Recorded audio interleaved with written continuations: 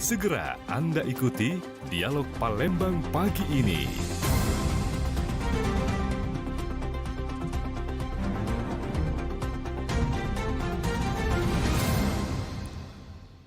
Ya, pendengar Dialog Palembang pagi ini kita akan berbincang-bincang ya bersama Ibu Ika Wahyu Hindaryati SKM MSI, Koordinator Pencegahan dan Pemberdayaan Masyarakat BNNP Sumatera Selatan. Di studio beliau sudah hadir maksud kami ya di Pro 1 Palembang, kanal informasi dan inspirasi.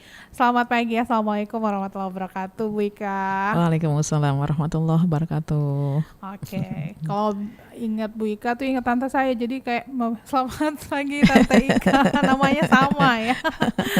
Oke, sehat alhamdulillah ya Bu ya. Alhamdulillah Mbak Tata. Sudah lama kita nggak berbincang-bincang ya kalau sama Tata gitu ya. Iya. Mungkin ketemunya sama yang lain ya. Oke. Perbincangan kita di pagi hari ini nih mengenai sawit tukar sabu. Jadi kayak semacam sabu itu sudah menjadi alat transaksi ya, hasil pengganti uang gitu ya. Sawit tukar sabu seperti itu. Nah, ini fenomena ini pasti ada sebabnya kan, nggak mungkin tiba-tiba gujuk-gujuk langsung sawit tukar sabu gitu kan ya Bu Ika ya. Nah, jadi fenomena ini seperti apa? Mungkin bisa dijelaskan kepada kita nih. Iya. Baik, kita sapa dulu ya pendengar Pro 1 di mana saja Anda berada. Assalamualaikum warahmatullahi wabarakatuh. Semoga semuanya dalam kondisi sehat walafiat. Mbak Tata juga. Amin. Betul, sehat, cantik ya. Alhamdulillah. Jadi Mbak Tata, memang kalau dilihat fenomena ini, kenapa kita Bapak Kepala punya program namanya Perkebunan Bersih Narkoba. Salah satunya penyebabnya ya seperti itu gitu ya. Dari beberapa kegiatan sebelumnya yang memang kita sudah lakukan beberapa tahun yang lalu, namun kemarin tahun ini baru bisa launchingnya gitu ya. Jadi memang isu-isu ini sudah lama gitu ya, sudah lama bahwa banyak sekali, bukan hanya sekarang di perkotaan, tapi justru sekarang masyarakat di pedesaan terutama di perkebunan itu sudah marak sekali mereka pakai narkoba jenis sabu ini. Sehingga ya mereka informasi mungkin yang salah yang mereka tangkap sehingga mereka jadinya mendengarkan hoax dari para bandar-bandar tersebut gitu ya. Para pengedar-pengedar yang mungkin tadinya dibilang, oh ini loh kuat, ini lo bikin sehat, mau nggak pakai ini aja? Kita nggak ngantuk pakai ini gitu nggak ya. ngantuk. Ini biar kuat berjam-jam. Kamu mau jawab apa? Kamu mau nyodok sawitnya sampai itu tuh juga nggak lelah segala macam apalah gitu seperti itu. Sehingga kadang-kadang mereka ini karena ketidaktahuan, jadi akhirnya secara tidak langsung mereka jadi ketagihan gitu kan. Karena memang sifat narkoba ini buat ketagihan, kecanduan, karena yang dirangsang adalah sistem syaraf pusat atau otak kita gitu kan. Sehingga kalau dia sudah kecanduan, ya mau apa lagi, dia uang nggak ada gitu kan. Bahkan ini terjadi benar memang ketika mereka gajian gitu ya. Gajian itu yang antrinya bukan si pegawai karyawannya, tapi ada beberapa penjual narkoba itu yang minta sama bendaharanya bahwa dia sudah punya utang sabu banyak nih sama saya. Nah gitu. Mereka mengatakan itu to the point gitu ya? Iya. Tapi ya nggak bisa apa-apa ya karena manajemen juga belum punya ininya gitu ya. Sehingga permasalahan-permasalahan inilah kemudian dikoordinasi sama kita gitu ya kemarin. Jadi akhirnya kita punya kesepakatan bagaimana kita akan menjadikan perkebunan ini paling tidak untuk meminimalisir penyalahgunaan, sehingga kita ada program kata Pak Jenderal Brigadir Jenderal Joko Prihadi gitu ya yang punya ide ini, sehingga bagaimana kita membuat perkebunan ini supaya bersih narkoba. Perkebunan bersinar gitu perkebunan ya, bersinar. Sehingga manajemen sangat antusias dan cukup gembira gitu ya. Wah bagus kalau gitu, berarti kita paling tidak sudah bisa ada solusi nih bagaimana selama ini mungkin barangkali sudah ya tentunya merugikan perusahaan juga dong gitu kan. Apalagi kalau misalnya dia sudah edik, sudah kecanduan, nggak punya uang, nggak ada yang mau dijual, ya otomatis apa yang dia tahu ya mungkin dia nyodok itu buah sawit itulah ya yang bisa digantiin buat dia tukar sabu Iya. gitu. Kalau berarti kan butuh sawit banyak itu Bu Ika. Iya. Kalau sawit kan 1 kilonya kan cuma berapa rupiah gitu kan ya, Rp1.000 gitu. Iya. Berarti kalau misalnya seharga sabu kan berarti dia membutuhkan banyak Iya, ya. iya. Itu sangat merugikan pihak Perusahaan, perusahaan betul, gitu kan betul. ya. Iya. Oke, baiklah. Nah, jadi kelanjutan dari program ini sendiri nanti seperti apa? Karena kan begini, BNN kan cuma sebatas menjalankan tupoksi BNN ya gitu ya, sebagai ya mungkin tupoksi-tupoksinya itu dijalankan kayak mencegah, memberikan edukasi gitu kan, Betul. penyuluhan gitu kan Iya. ya. Kalau misalkan manajemen juga tidak bisa berbuat apa-apa kan juga kayak percuma gitu ya Iya, Bu ya. betul. Oke. Jadi kita dengan pembina manajemen itu punya komitmen kesepakatan, dan kita kemarin juga sudah beberapa MOU ya, MOU dengan Apindo gitu ya. Ada teman-teman dari gabungan kalau Apindo tuh Aliansi Pengusaha Indonesia ya. Jadi pengusaha-pengusaha apa aja gitu ya. Jadi termasuk juga di dalamnya ada sawit tadi. Kemudian Gapki dan Gapkindo ya, gabungan perkebunan ya, kelapa sawit tadi. Jadi memang tidak mudah gitu ya Mbak, tidak mudah untuk bisa langsung action yang masif yang sedemikian gitu. Jadi kita perlahan-lahan. Jadi kita sudah buat MOU dan kita bentuk satgas di di manajemen tersebut. Jadi ada yang terlibat tuh HRD-nya, kemudian ada mandornya, terus ada orang yang kira-kira bisa menggerakkan di sana. Kita bekali dengan pembekalan apa itu pencegahan, apa itu pemberdayaan masyarakat, apa itu rehabilitasi, dan juga kira-kira apa sih yang bisa dibantu dari perusahaan untuk bisa mengembangkan dari mana kira-kira barang ini didapat. Nah seperti itu. Jadi setelah satgas ini, satgas inilah nanti yang akan kita bekali. Bagaimana cara mencegah, bagaimana cara memberikan konseling terhadap karyawannya. Kemudian ada dibentuk juga intervensi berbasis masyarakat atau IBM di dalam perusahaan tersebut. Sehingga inilah yang bisa menjadikan solusi kalau misalnya ada karyawannya yang sudah terlanjur pakai atau jadi pemakai gitu kan, jadi pecandu. Nah disinilah mereka ada sudah dibekali lah, mungkin dibekali dengan apa ilmu-ilmu yang mungkin secara secara sederhana, tapi kemudian nanti bisa ngelingnya langsung ke kita.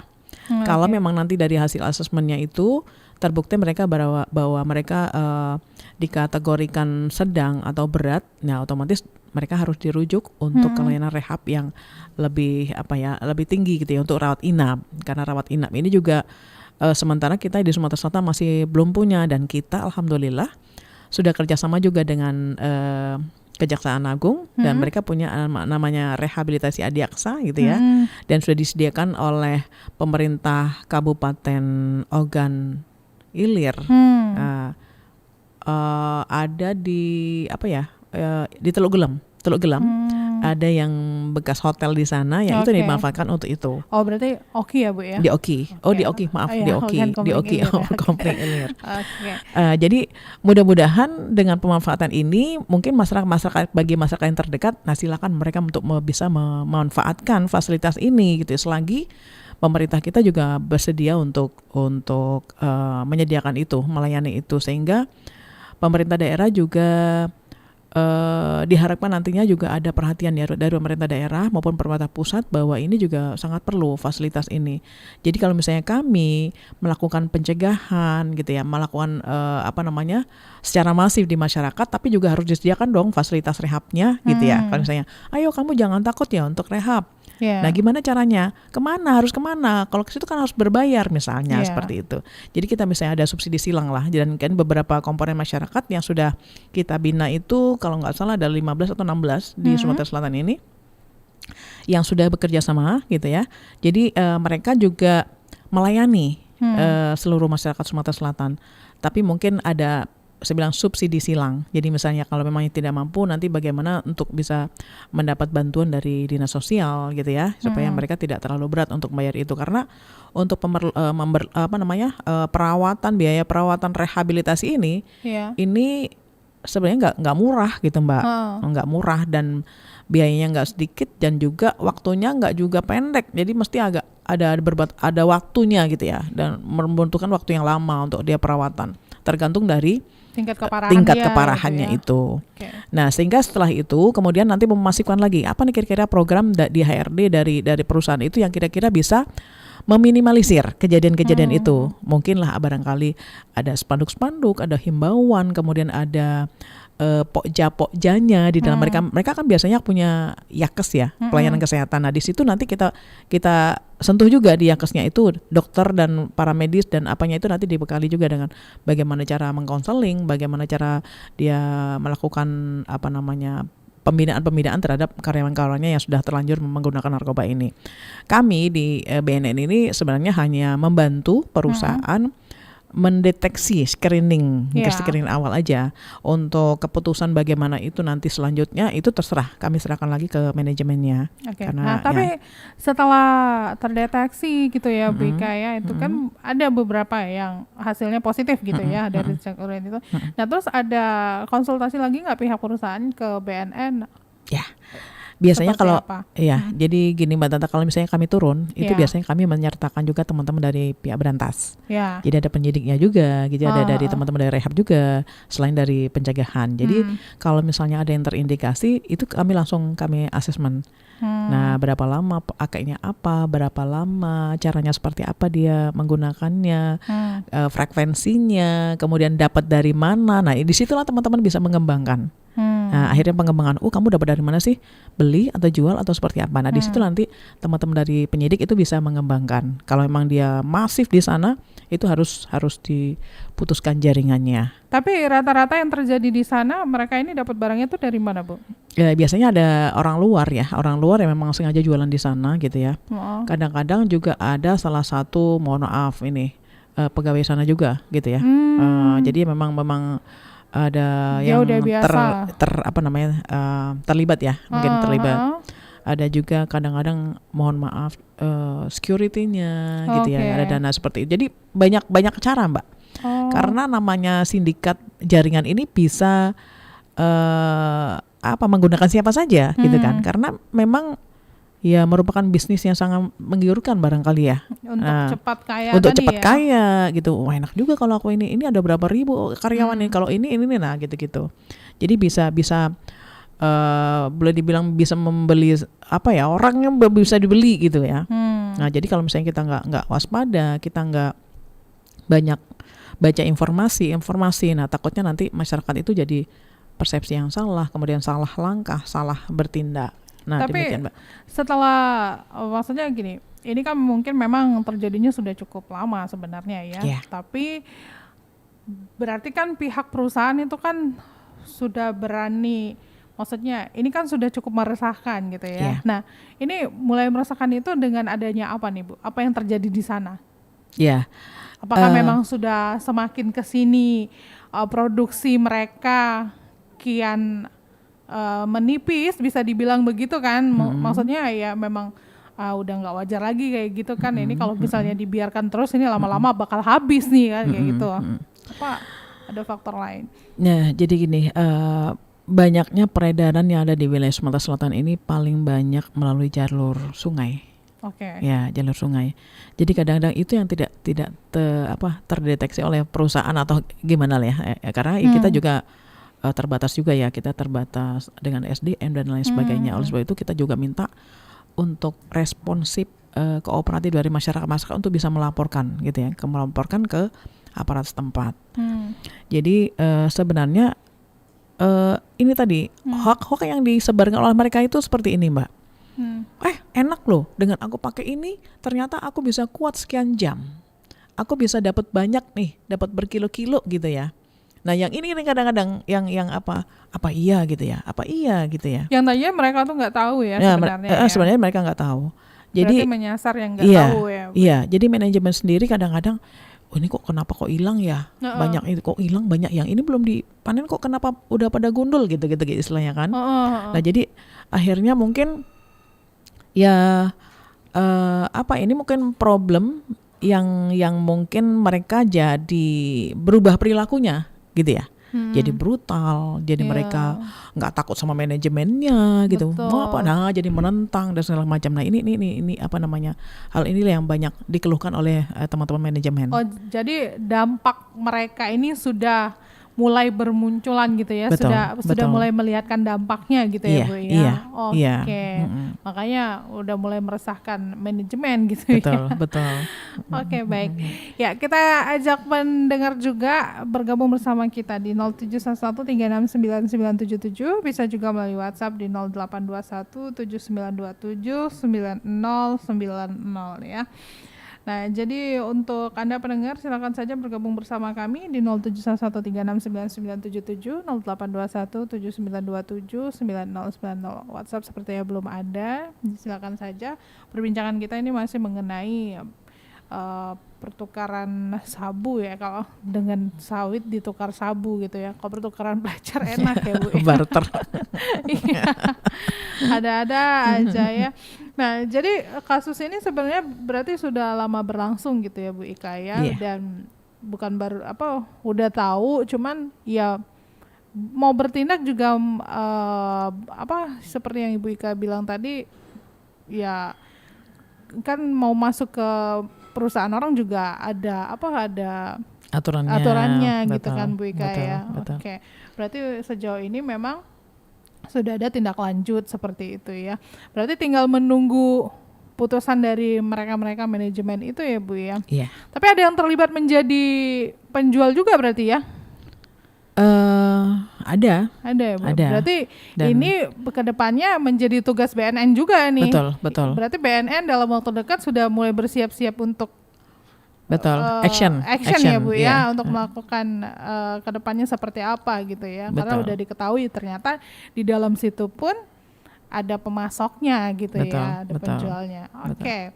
Nah, tapi kejadian yang benar-benar maksudnya kejadian yang benar-benar akhirnya ini katakanlah terungkap gitu, Bu Ika ya, bahwa ada transaksi pembelian ini lewat pembelian sabu ini ditukar lewat sawit ini tuh bermulanya itu pasti kan ada pelopornya gitu, Bu Ika ya.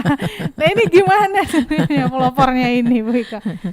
Sebenarnya gini, Mbak Tata, simple sebenarnya ya, bukan hanya sawit sebenarnya. Kalau buat barter kayak begitu kan, itu kan mungkin karena dia kondisinya memang nggak ada apa-apa. Memang di perkebunan gitu dia kan. mau jual tanah, dijual rumah dia nggak punya rumah gitu, mau jual lahan juga nggak punya lahan. Jangan-jangan handphone udah tegada udah habis semua gitu kan. Karena ya itu tadi, itu di daerah perkebunan ya. Kalau di kita itu udah banyak banget loh, Mbak Tata. Panci, apa namanya, kompor, gas, tabung gas, segala macam ya. Betul.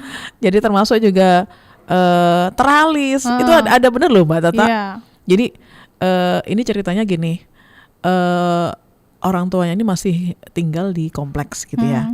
Karena udah menjelang purna, jadi kan dia menyiapkan rumah gitu ya, menyiapkan rumah untuk mereka pindah ketika beberapa bulan akan purna gitu kan. Ini udah mau siap huni gitu kan. Wow, namanya rumah baru kan harus pakai ini teralis. Ketika dia ke sana, teralisnya hilang semua. Yang jual ternyata anaknya, mohon maaf. Jadi kadang-kadang, nah hal tersebut jadi masuk akal dong kalau misalnya memang tadi, wah berarti memang bisa juga sawit ini bisa jadi dia buat untuk barter gitu ya, barter dari sabu. Karena kalau dilihat ya memang harganya mahal ya. Nah kalau misalnya satu grombyong itu berapa, nggak tahu harganya berapa gitu kan. Jadi perlu dia berapa pohon gitu kan. Iya banyak. Iya, jadi mungkin dia ya berjibaku. Karena dia udah biasa, dia kan pekerja di situ gitu kan. Jadi dia tinggal menyiapkan. Tinggal menyiapkan. Mungkin kendaraan juga udah tahu gitu kan. Jadi mungkin kalau dia ini yang siang, dia malam-malam dia ambil gitu kan. Jadi ada beberapa memang yang sudah dikeluhkan oleh manajemen karena beberapa anggotanya memang sudah ada ketahuan ketangkap. Nah, dari teman-teman Polda gitu kan, akhirnya mungkin dikembangkan seperti itu. Berarti memang awalnya tuh ternyata sudah ada yang ketangkap. Ada ketangkap gitu.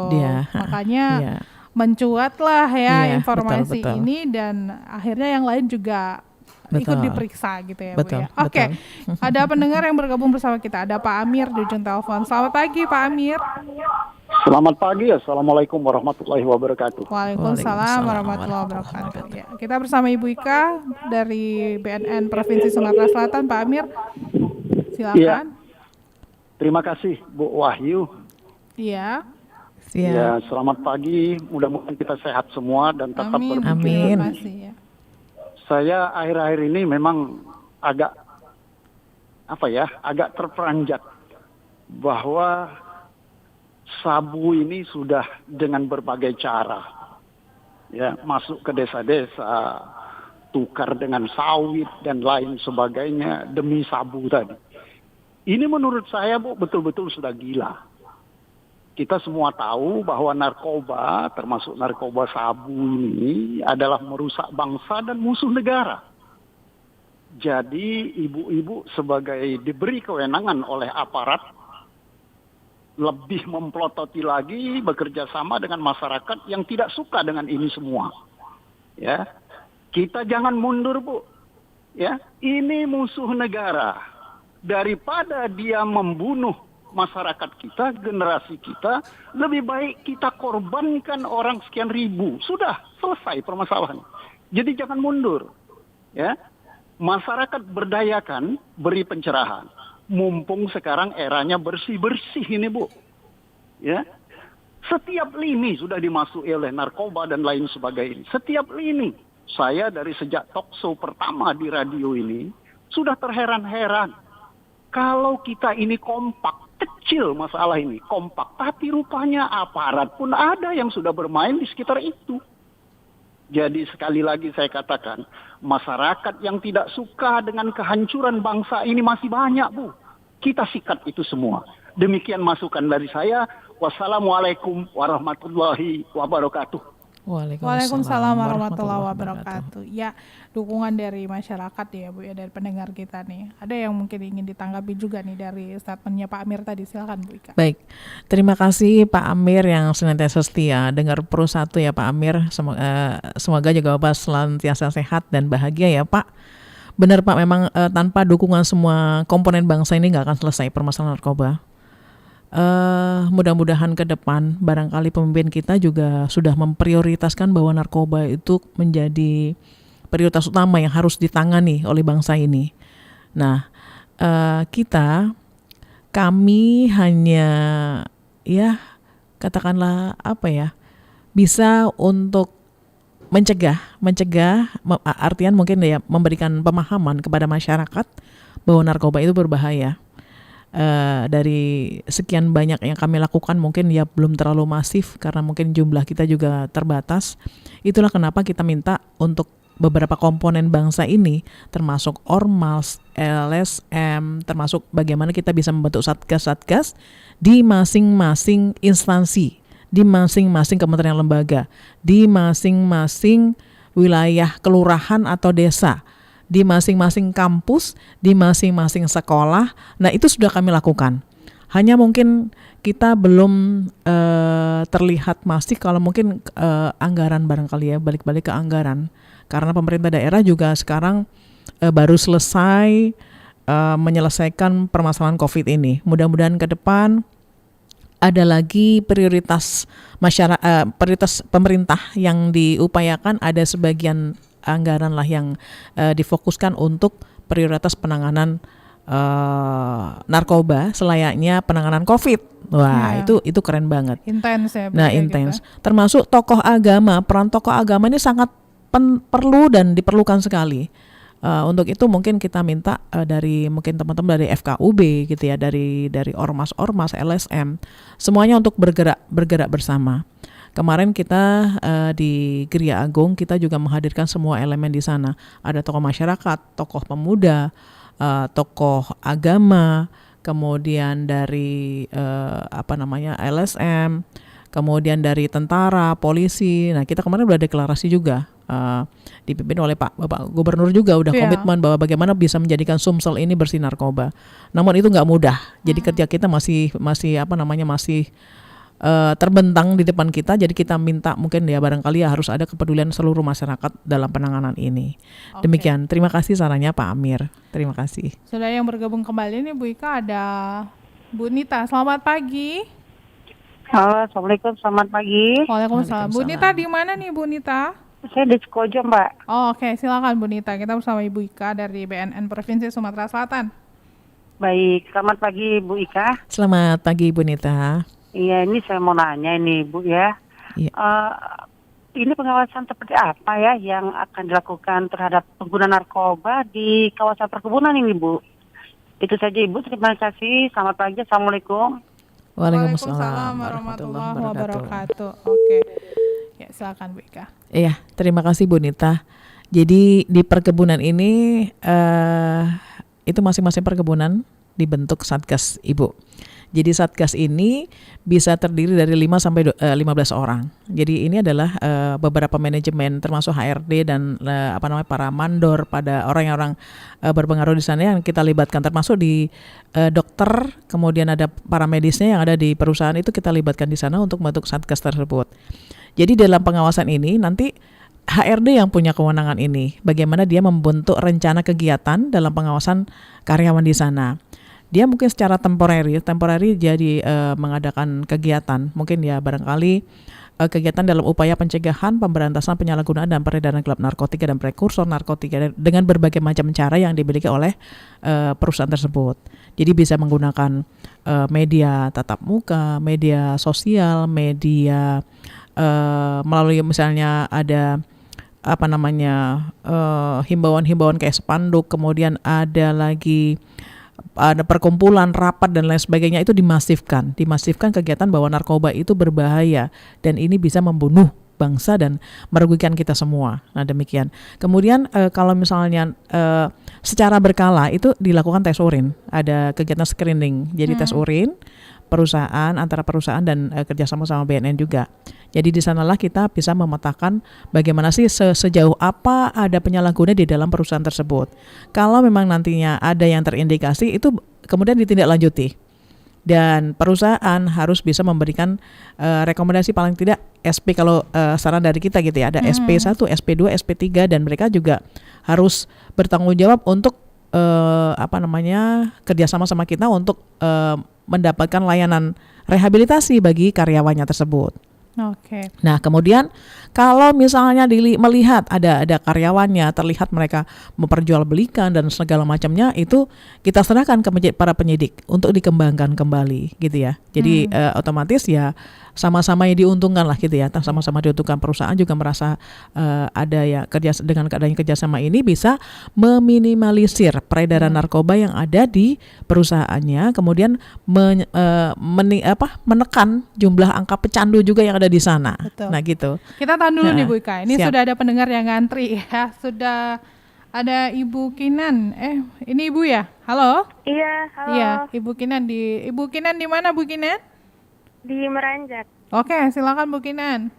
Ya, jadi kan kalau dengar topik dialog pagi ini cukup menarik ya, sawit ditukar sabu. Nah, apakah nantinya setiap perkebunan akan diperiksa? Lalu bagaimana nanti ke depannya? Apakah akan ada terus dalam pengawasan?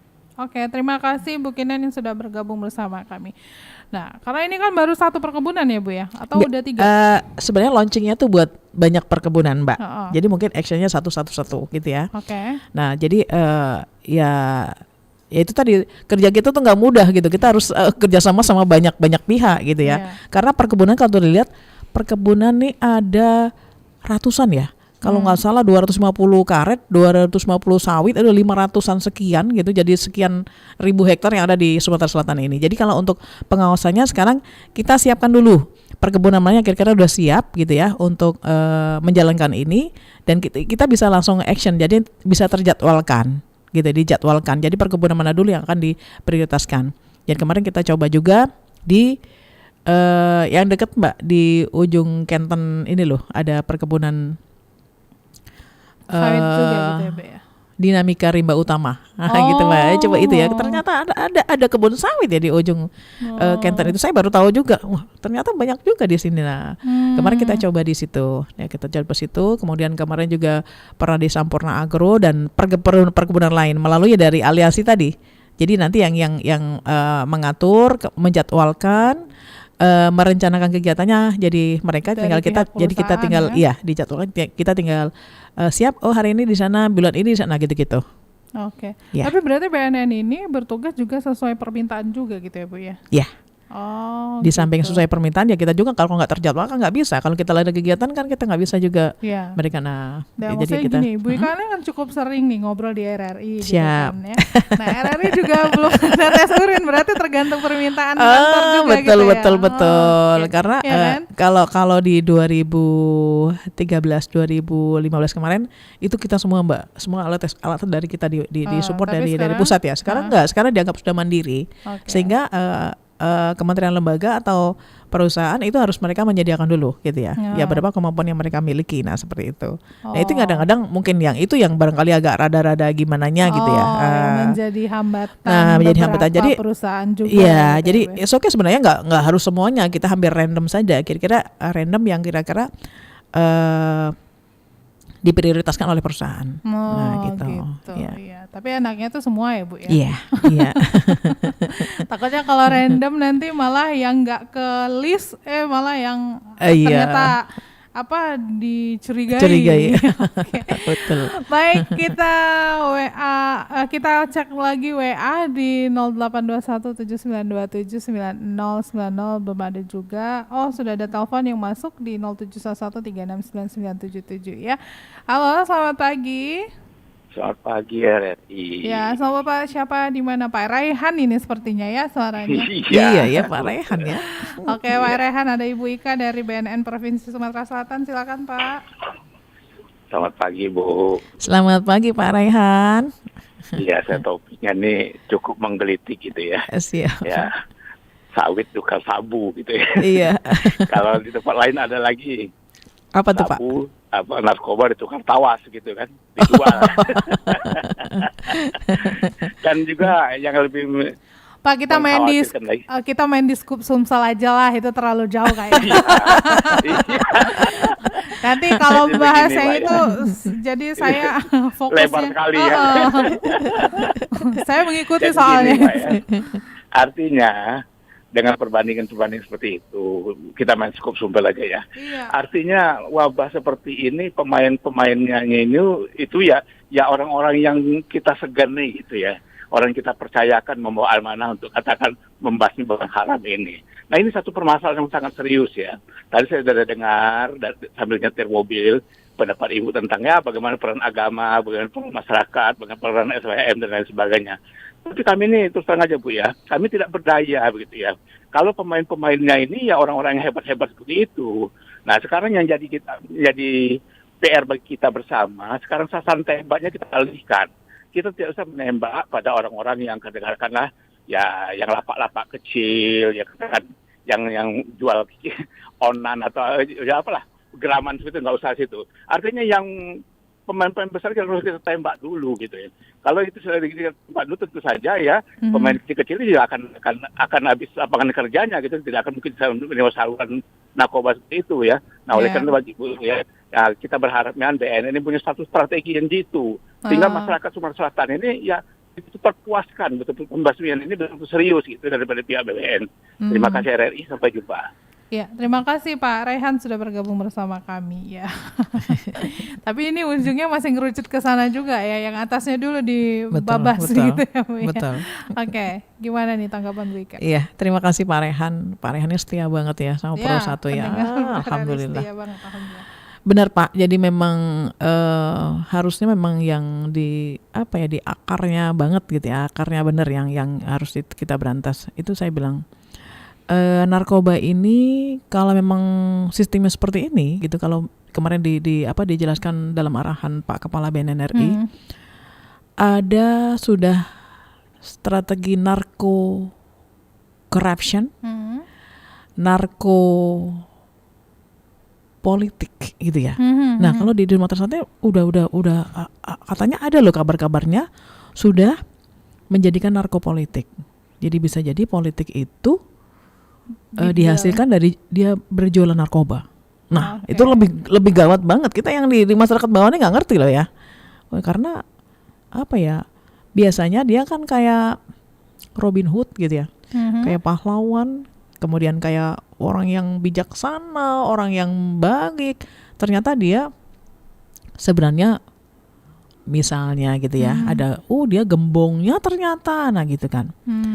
Nah, cuman apa namanya? Nah, inilah mungkin yang harus kita waspadai. Kita mungkin ya nggak perlu lah kalau kita sudah berusaha tegas ya dengan hard power approach gitu, dengan pendekatan yang memang hukum yang tegas gitu ya.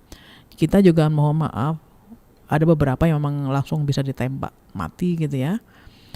Jadi kalau misalnya di muaranya itu kita memang banyak sih, dari kayak kemarin yang ada 115 kg itu kita dapat itu dari jaringan dari luar negeri. Iya. Ya, dari Afghanistan kalau nggak salah. Itu melalui Aceh baru datang ke kita. Kita nggak bisa membayangkan kan. Berarti itu sudah menjadi, bisa jadi itu tadi narkopolitik gitu kan. Bisa jadi dia jual narkoba itu untuk beli senjata. Untuk buat kudeta, untuk buat apa, nah demikian. Kemudian memang sudah, ini merambah siapa aja sih, siapa aja bisa membeli integritas seseorang, mohon maaf. Narkoba itu bisa seperti itu loh Mbak Tata.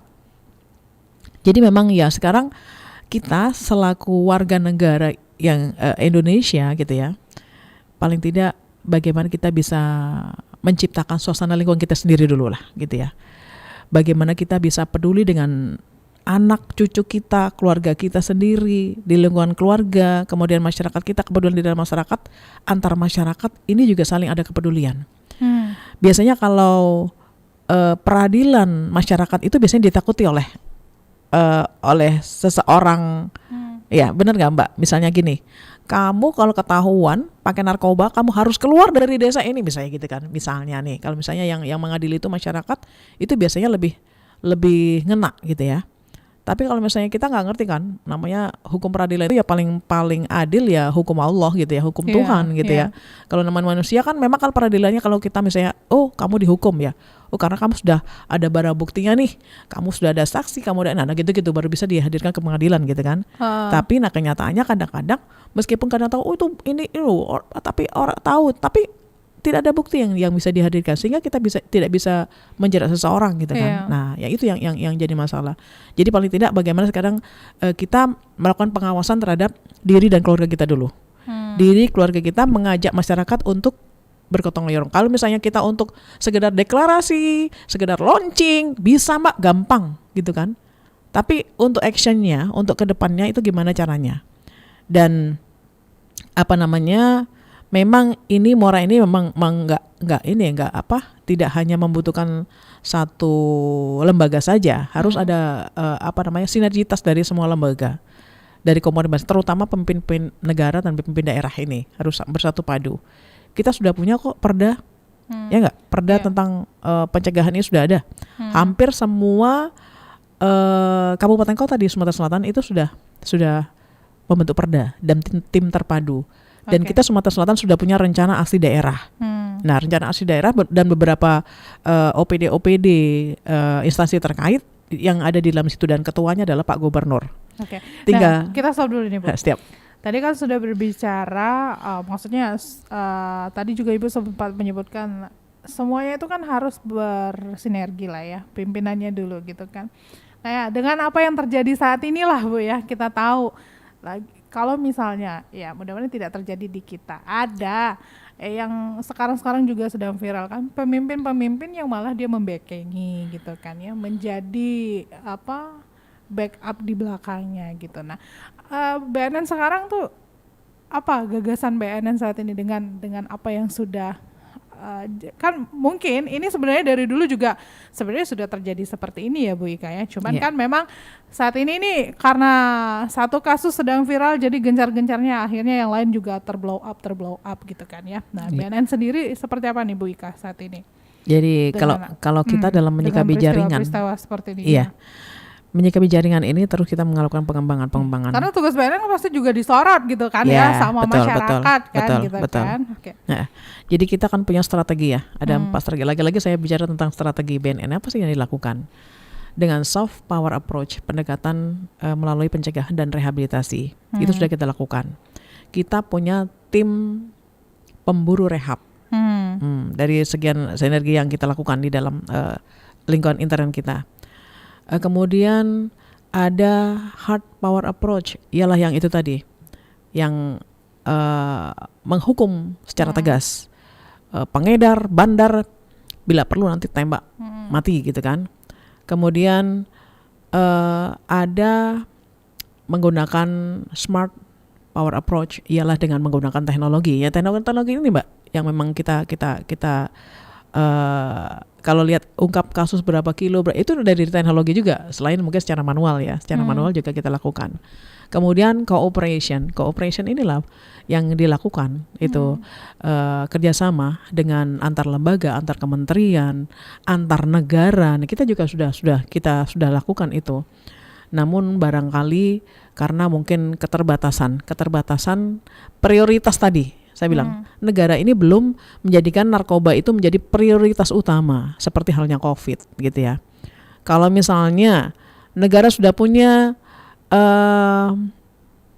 memprioritaskan narkoba sebagai prioritas utama, mungkin nggak sampai 2 tahun kali Mbak Tata. Saya yakin nggak sampai 2 tahun selesai urusan ini gitu kan. Nah, karena ini masih ya kita dengan berbagai macam situasi ini berusaha bagaimana kita bisa melakukan tindakan yang maksimal. Kami selaku pencegahan, kami berbuat apa yang kami mampu semasif mungkin yang kita lakukan. Nah, tanpa ada dukungan dari semua masyarakat dan komponen bangsa ini, kita juga tidak akan bisa selesai masalah ini. Nah, terutama nanti masyarakat kalau misalnya melihat, menyaksikan ada yang peredaran, adanya tindak kesewenang-wenangan dari siapapun itu, mohon dilaporkan saja gitu ya. Kalau kita lakukan bersama-sama masyarakat, insya Allah akan bisa. Apapun itu, sepandai-pandai itu payung lompat pasti akan jatuh. Benar nggak? Jadi kita yakin aja. Orang yang seburuk apapun orang menyimpan bangkai itu pasti orang akan kecium, akan ketahuan. Jadi kita harus bergotong royong, harus peduli, menyikapi ini bersama-sama. Dan masyarakat tidak usah takut kalau memang ada keluarganya yang terjerat narkoba atau menjadi pecandu, segera dilaporkan supaya nanti tidak ditindak secara hukum.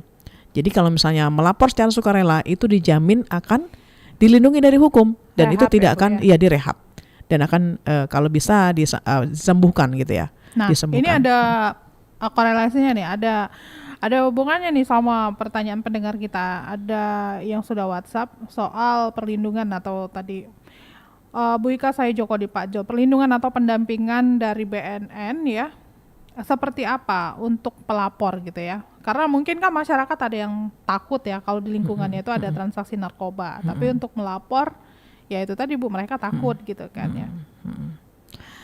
Terima kasih Pak Joko. Jadi di dalam undang-undang itu ada lah bahwa saksi atau pelapor itu dilindungi. Selama ini kalau kita lihat ungkap kasus itu juga hasil laporan dari masyarakat loh. Tapi kita tidak menghadirkan masyarakat yang melapor untuk di blow up gitu ya, supaya dia terancam. Karena itu setiap pelapor itu dilindungi dan mereka tidak akan dijadikan saksi.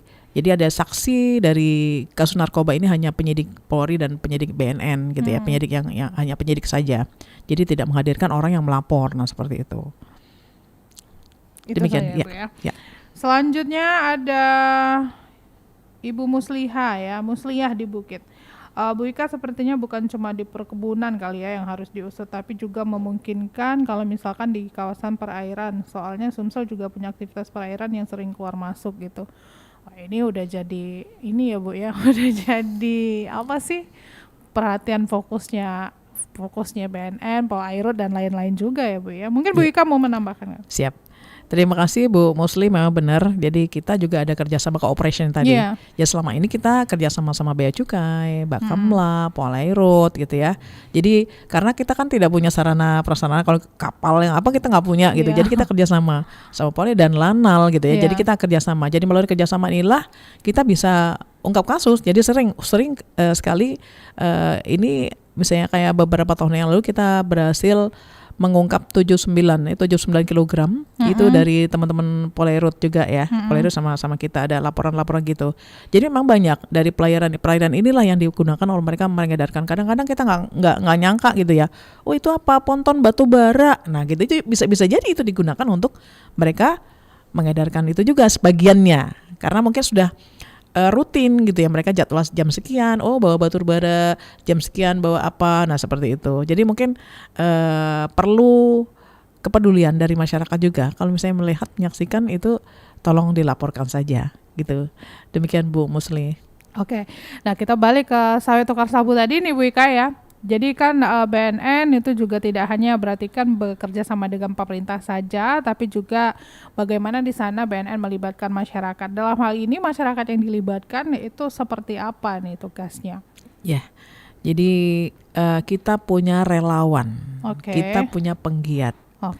Itu setiap tahun kita bentuk, termasuk misalnya di lingkungan. Tapi sebentar Bu ya, mohon maaf. Tapi sejauh ini efektif tidak sih Bu penggiat-penggiat yang kita tunjuk ini gitu? Kalau lihat efektifnya belum masif Mbak. Belum masif. Hanya ya? beberapa saja yang beberapa. action gitu ya. Jadi tapi memang ada sih mereka yang memang aktif gitu ya. Karena mungkin barangkali ya keterbatasan kondisi mereka gitu ya. Kita juga maklum juga, dan terutama pemerintah daerah juga belum responsif ya menurut saya ya. Kalau kita tuh belum begitu maksimal responsifnya.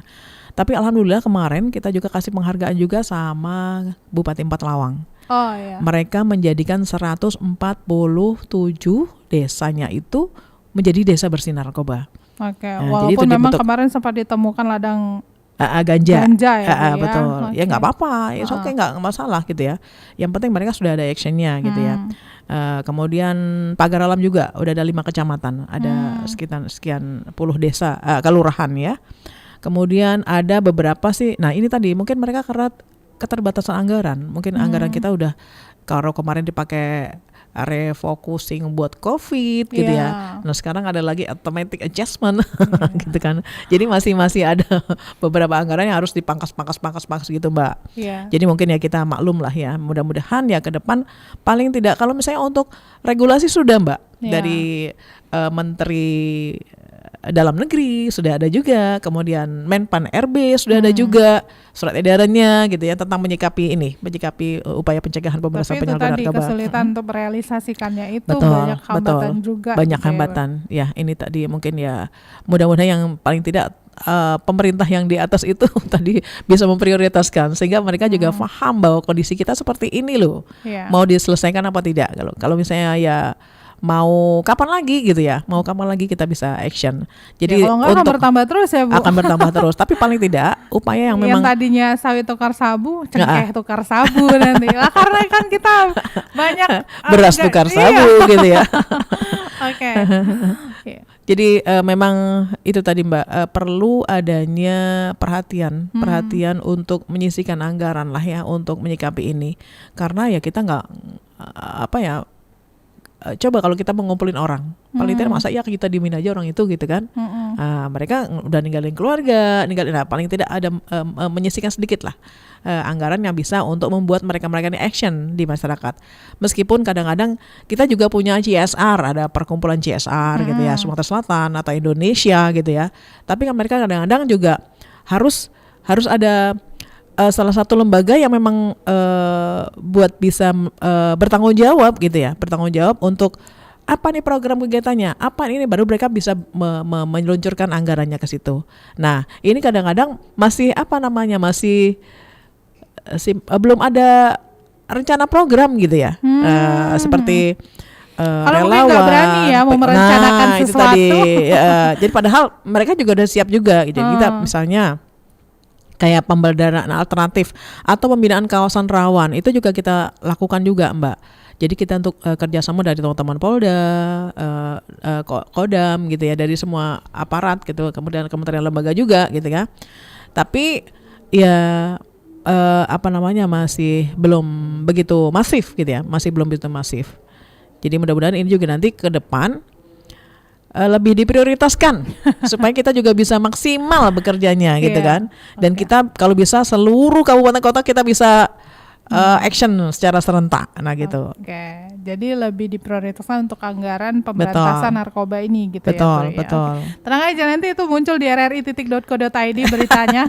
Ibu Ika said, Ibu Ika BNN Provinsi Sumsel bilang bahwa Pemda tuh harus lebih memprioritaskan gitu ya, Bu ya. Ya Betul. nggak apa-apa, inilah juga peran media gitu kan, Betul, Bu ya, betul. untuk membantu ya bersinergi kepada pihak-pihak lainnya kan, demi negara juga kan gitu Betul. kan, Bu ya.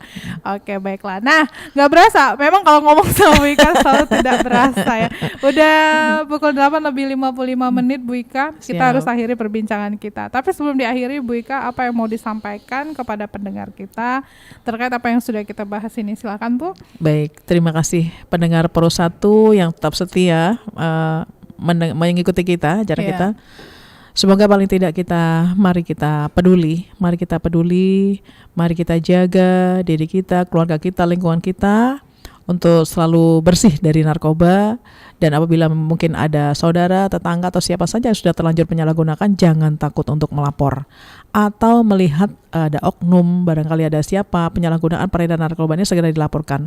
Karena kalau kita tidak laporkan, mereka akan tetap menjamur gitu ya, tetap menjamur. Dan mohon dukungannya juga bagaimana kita bisa berperan aktif di masyarakat. Jadi jangan nunggu diperintah gitu ya. Jadi kita apa yang mampu kita lakukan selaku warga negara untuk bisa membantu program pemerintah negara ini untuk bisa menuntaskan permasalahan narkoba yang ada di negara, khususnya di Sumatera Selatan. Dan yang terpenting, bagaimana kita bisa tingkatkan keimanan ketakwaan kita pada Allah Sang Pencipta, Tuhan Yang Maha Esa ini. Apapun agamanya, yakinlah bahwa semuanya itu ujian kita dan harus kita selesaikan bersama-sama. Demikian, terima kasih.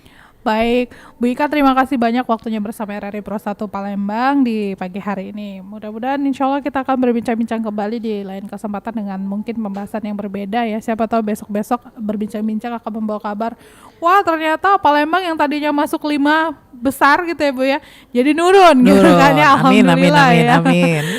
Oke, baiklah. Terima kasih banyak Bu Ika. Selamat Sama-sama. pagi, selamat melanjutkan aktivitas kembali. Assalamualaikum warahmatullahi wabarakatuh. Waalaikumsalam warahmatullahi wabarakatuh.